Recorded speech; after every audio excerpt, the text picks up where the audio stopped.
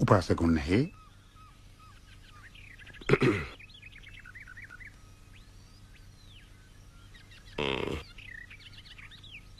මදපා.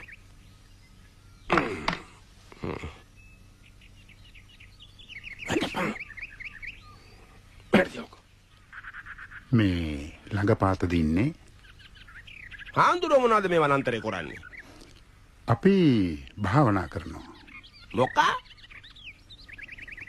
උපාසක මහත්තයා මොනවද මේ වනාන්තරේ කරන්නේ? මේ වනාන්තරේ යක්කු හොල්මන් පෙරේතයෝ පිරිලා. මනුස්ස වාසයකට හොඳ තැනක් නෙමෙයි මේක. එතකොට මේ දෙන්න මිනිස්සු නෙවෙයිද?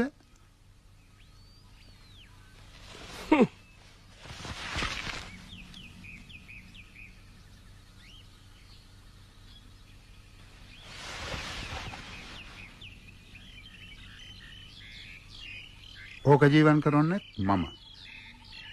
මට ඕනනම් පුළුවනි ඕකේ බල විඳින්න. ඒ වුණත් මේ වෙලාවේ මුන්න හැට මම එහෙම කරන්නේ නැහැ.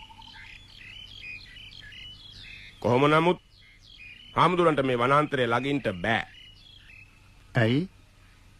හොල්මන් අවතාර විතරක් නෙමෙයි. අලි කොටි වලස්සු සර්පයෝ මේ වනාන්තරේ පිරීලා.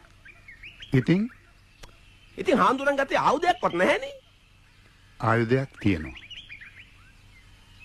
තියෙනවා? මොකද්ද?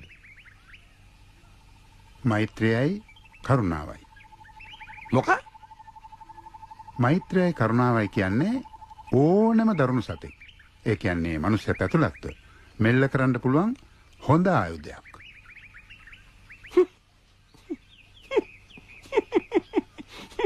අපුරුයි. කොටිතඩියෙක් හරි වලස්ගිරියෙක් හරි කඩාගෙන පැන්නොත් ඔය මොකක් දෙකෙන් වෙඩි තියන්නවත් පුළුවන්ද?